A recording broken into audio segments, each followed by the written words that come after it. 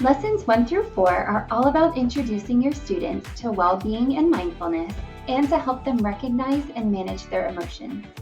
Before I review the lessons, please know that while we do suggest pacing times for each lesson, you can absolutely chunk up the lessons or narrow them down in any way you need to meet the needs of your classroom routine. Lesson 1, which is called Let's Get Started, is where you'll introduce well-being to your students. For this lesson, we recommend you dedicate 40 minutes plus additional time to complete the Well-Being and Me handout. And you may need dictionaries or computers, chart paper, markers, and a whiteboard or smartboard. In this lesson, you'll tap into your students' background knowledge of well-being, why well-being is important, brainstorm what well-being is, and independently reflect on what well-being looks like, sounds like, and feels like to them. Lesson 2 is the road to mindfulness. For this lesson, we recommend dedicating 40 minutes, and you may need dictionaries or computers, small pieces of different kinds of food for the Tasting with Mindfulness experiment, and a whiteboard or smartboard. In this lesson, you'll introduce and practice mindfulness with your students and discuss why it's helpful to our well-being.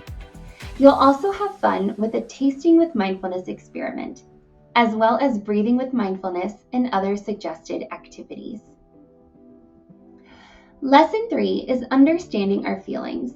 For this lesson, we recommend dedicating 40 to 45 minutes, and you may need dictionaries or computers, chart paper and markers, and a whiteboard or smartboard. This lesson is all about learning how recognizing and naming how we feel, why we feel that way, and how our bodies respond to our feelings is an important part of our well-being. This lesson also gets students thinking about how others experience feelings differently than we do, and will discuss why it's important to understand that we all experience feelings differently. And now that your students have discussed feelings, they are ready for lesson 4, which is managing our emotions. In this lesson, students will learn and discuss how our feelings can cause us to feel uncomfortable and harm our well-being. Students will brainstorm what comforts them when they feel sad, stressed, or upset, and these ideas will be part of their new comfort toolboxes. We recommend that your students keep their ideas somewhere handy so they can refer back to them whenever they need to.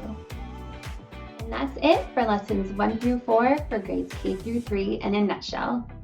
I hope this video was a helpful overview for you, but if you need any further support, you can always contact us through the Education Plus website.